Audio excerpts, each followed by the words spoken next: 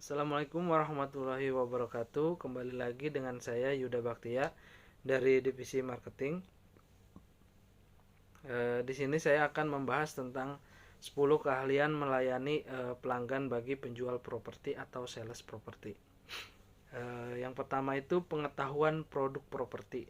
Pengetahuan produk dari properti yang kita jual seperti spesifikasi, bangunan dan lokasi dan lingkungan sekitarnya adalah hal yang paling penting.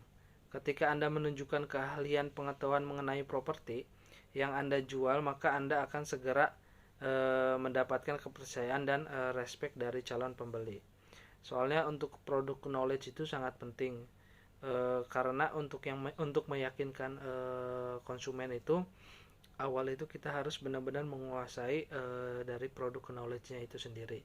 Kalau kita tidak menguasai produk knowledge-nya, si konsumen itu akan ragu gitu, tidak akan terpancing atau ingin membeli atau ingin booking.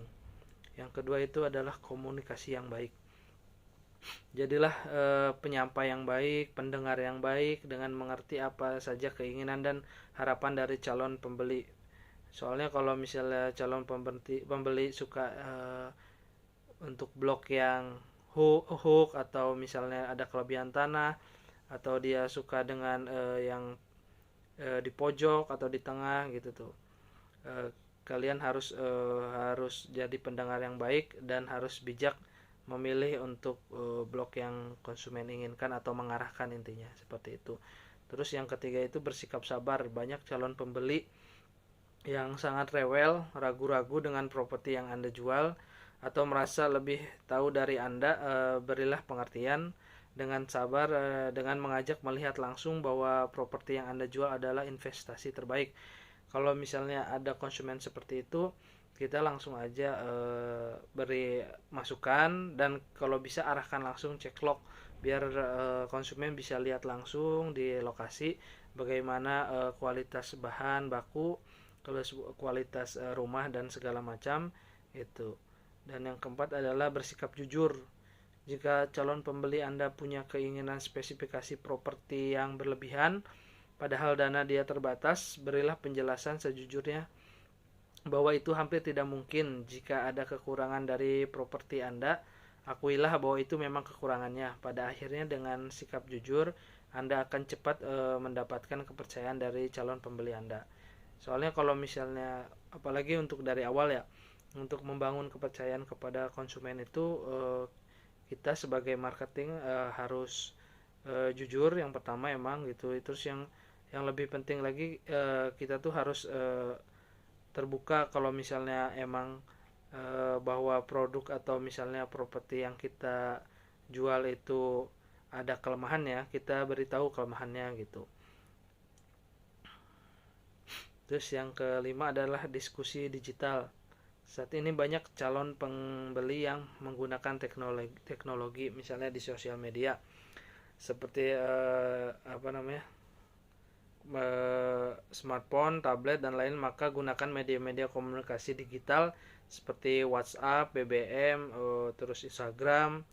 Banyak lagi lah untuk berdiskusi dengan calon pembeli mengenai properti yang Anda jual dan saran-saran Anda. Untuk diskusi digital atau misalnya untuk pemasaran di digital itu sangat penting.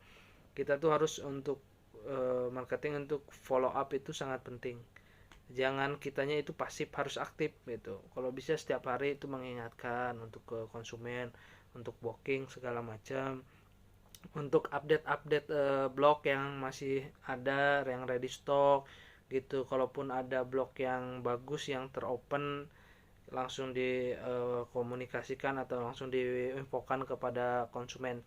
Soalnya dengan cara seperti itu pasti akan menarik konsumen yang tadinya konsumen yang enggak niat untuk ngambil di perumahan atau di properti kita, pasti karena kita sering aktif dan masif dia akan berubah pikiran. Terus yang selanjutnya itu adalah perlihatkan empati Anda. Perlihatkan rasa empati Anda bahwa Anda ikut memikirkan untuk membantu memecahkan masalah pencarian properti calon pembeli Anda. Oh, ini juga sangat penting. Kenapa? Karena banyak konsumen yang masalah untuk pemberkasan, untuk masalah by checking segala macam kan banyak terkendala. Nah, kita sebagai marketing itu harus aware lah gitu, harus benar-benar ikut peduli membantu. Soalnya kan karena kalau kita acuh tak acuh itu juga konsumen malah mundur itu. Itu juga penting untuk mencarikan mencarikan blog yang bagus gitu, untuk mencarikan blog yang diinginkan segala macam itu. Terus selanjutnya adalah memperbaiki kesalahan. Calon pembeli Anda tidak berpikir bahwa Anda sempurna, tetapi jika dia melakukan kesalahan, mengambil keputusan, dia berharap Anda bisa mengingatkan dia. Jadi kalau misalnya konsumennya ada sedikit kelalaian atau gimana, kita sebagai marketingnya harus bisa memahami dan memperbaiki kesalahan. Yang kedelapan itu adalah kenali bahasa tubuh, baca bahasa tubuh calon pembeli.